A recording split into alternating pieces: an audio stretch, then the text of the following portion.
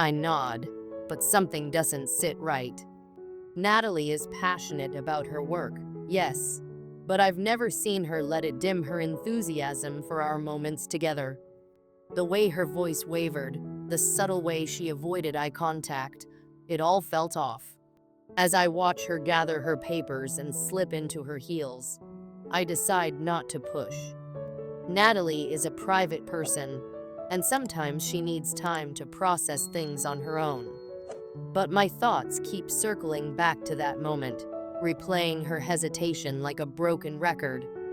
The week flies by in a whirlwind of paperwork, orientation emails from Morrison and Blake, and last days at my old job. Each evening, I tried to carve out time for Natalie, but she's more distracted than ever, buried under a mountain of case files or rushing to court appointments. "Sorry," she says one night, barely looking up from her laptop. "This case has a hearing tomorrow, and the family needs everything to go perfectly." I nod, forcing a smile. "I get it. You're amazing at what you do." She glances at me briefly, her eyes softening. "I'll make it up to you this weekend, I promise." But when Saturday arrives, our plans for a quiet dinner together evaporate. Natalie gets a call from a client in crisis and rushes out the door, leaving me alone with the roasted chicken I'd prepared. A few days later, the nagging doubts bubbling under the surface finally reach their breaking point. "Brian," Natalie says over breakfast, "there's something I've been meaning to talk to you about." My heart skips a beat. The tone of her voice, careful, measured, sets off alarm bells. I set down my coffee cup, bracing myself. "What is it?" She exhales slowly, her hands clasped tightly on the table. "I've been offered a fellowship. It's with a human rights organization overseas." The words hit me like a freight train. "Overseas? Where?" "Geneva," she says, her voice barely above a whisper. "It's a 2-year program." I didn't want to say anything until I was sure, but I've accepted the offer. My mind races, struggling to process the news. Geneva. 2 years. The future we'd started to build together feels like it's unraveling before my eyes. "When were you going to tell me?" I ask, my voice strained. "I didn't want to overshadow your moment," she says quickly. "This opportunity came up so suddenly, and you've already made your decision," I interrupt, anger creeping into my tone. "You didn't even think to include me in the conversation." She flinches, but holds her ground. "Brian, this is something I've dreamed about for years. It's not about choosing between you and my career. It's about making a difference on a global scale."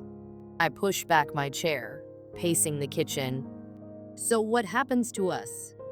Do we just press pause for 2 years and hope we can pick up where we left off?" Her silence speaks volumes. She looks down at her hands, unable to meet my gaze. "I don't have all the answers right now," she admits. "But I love you, Brian." That hasn't changed. I stop pacing, my chest tightening. "If you loved me, you would talk to me before making this decision." Relationships are supposed to be partnerships, Natalie. How can we build a future together if you're making life-altering choices on your own? Tears well up in her eyes, but she doesn't respond. The weight of unspoken words hangs between us, suffocating. The next few days are a blur. We go through the motions, but the tension is palpable. The celebration of my new job has been overshadowed by the looming reality of her departure. I throw myself into work, trying to focus on the opportunity ahead, but the joy I felt just a week ago is gone. One night, I find myself scrolling through old photos of us on my phone. There we are at the beach, laughing as the tide rolls in. Another image shows us at a protest, arms wrapped around each other, faces glowing with determination. Each memory feels like a cruel reminder of what we're losing. A week before Natalie is set to leave, we finally have the conversation we've been avoiding. "I don't want to lose you," I say, my voice breaking. "But I also can't be the one holding you back from your dreams." Tears streak down her cheeks as she reaches for my hand. "I don't want to lose you either, Brian. You've been my anchor, my safe place. But this fellowship, it's a chance to make a difference in ways I never imagined." I nod, swallowing the lump in my throat. "So where does that leave us?" She hesitates before answering. "I don't know. Maybe. Maybe we need to take a step back. Give ourselves space to figure out what we really want." Her words cut deep, but I know she's right. As much as it hurts, forcing each other to compromise would only breed resentment. The night before her flight, we share one last dinner together. The table is set with candles and yellow roses, a bittersweet echo of the night I told her about my job offer. We talk about everything except the future, reminiscing about the moments that brought us here. As the evening winds down, Natalie reaches across the table, taking my hand. "No matter what happens, I'll always be grateful for you. You've taught me so much about love, resilience, and believing in myself. And you've shown me what it means to fight for what matters," I reply, my voice thick with emotion. Even when it's hard, we sit in silence for a moment, the weight of unspoken goodbyes hanging between us. Finally, she leans in, pressing her forehead against mine. "I love you, Brian. I love you too," I whisper, my voice cracking.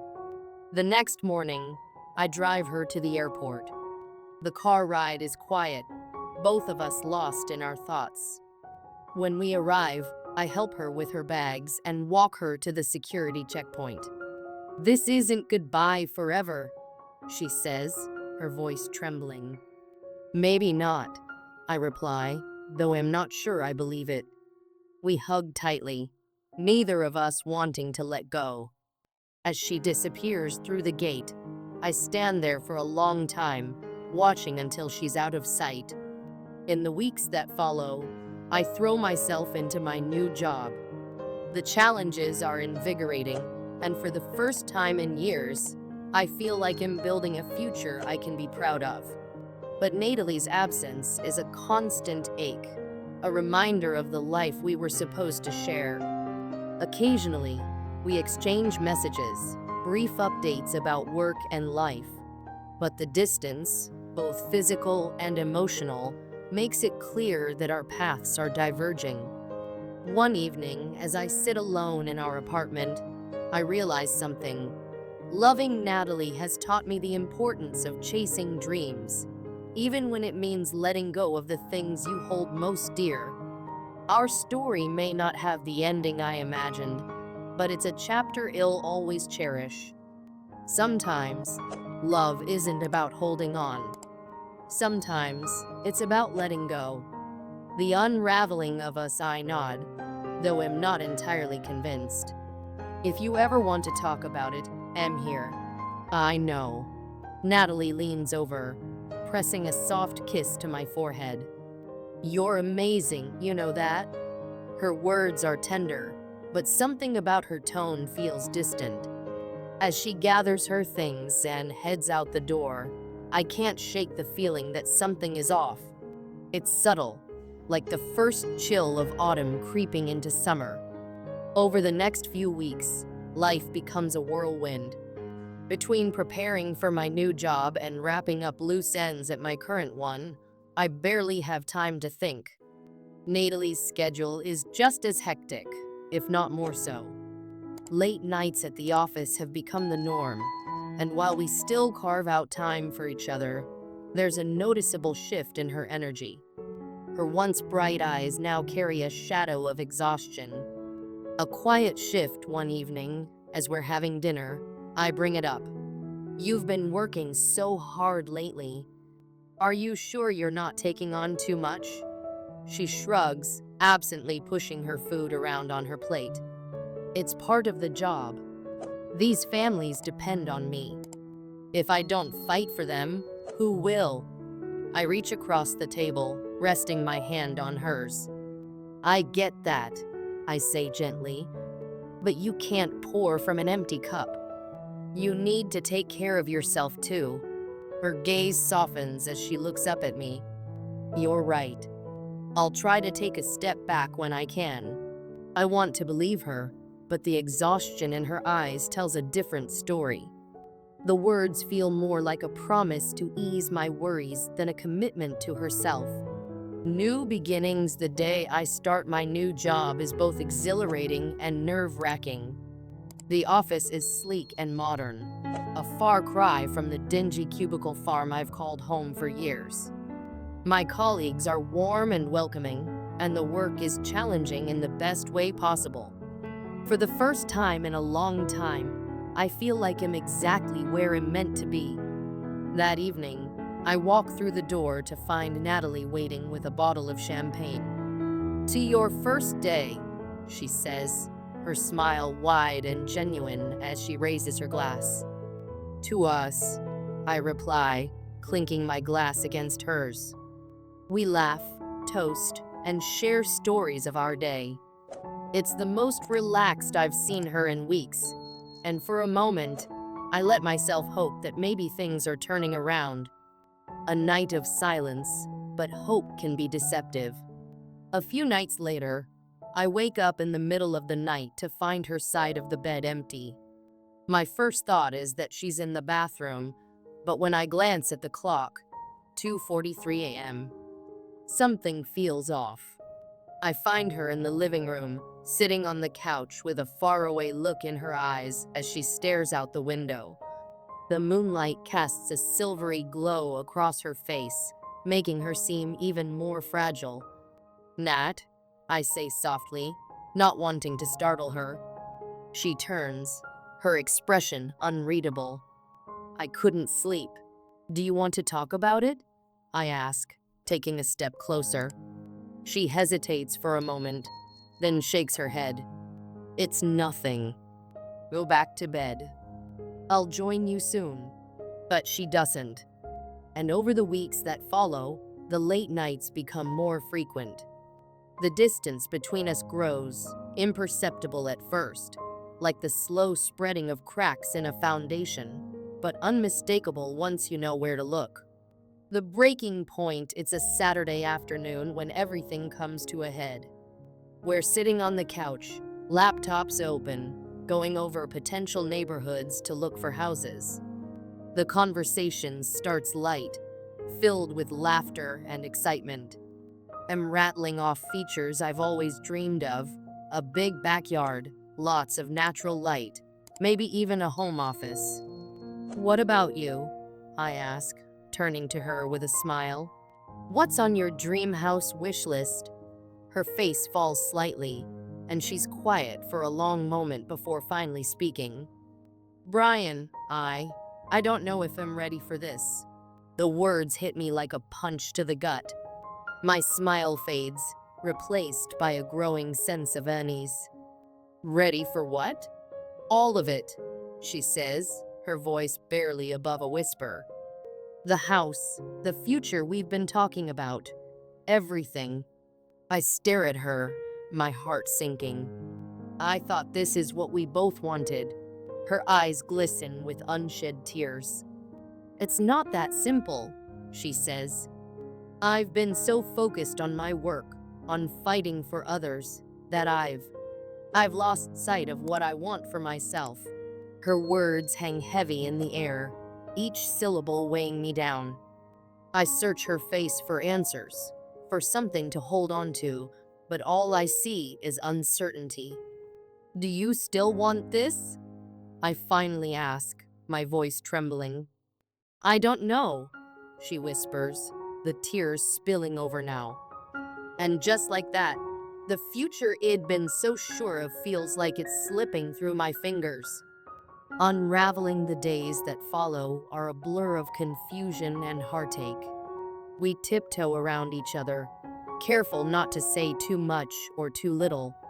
Conversations that once flowed effortlessly now feel strained, every word carrying the weight of unspoken fears. At work, I throw myself into my new responsibilities, using the busyness as a distraction. But even the thrill of a fresh start can't fully mask the ache in my chest. One night, as I'm leaving the office, my phone buzzes with a text from Natalie. It's simple, just 3 words. We need to talk. I stare at the screen for what feels like an eternity before typing back. Okay. When I get home, she's waiting for me on the couch, her hands clasped tightly in her lap. The tension in the room is palpable, the air thick with anticipation. I've been doing a lot of thinking, she begins, her voice steady but soft. And I think I need some time to figure things out. I nod slowly, my heart sinking. Figure things out about us?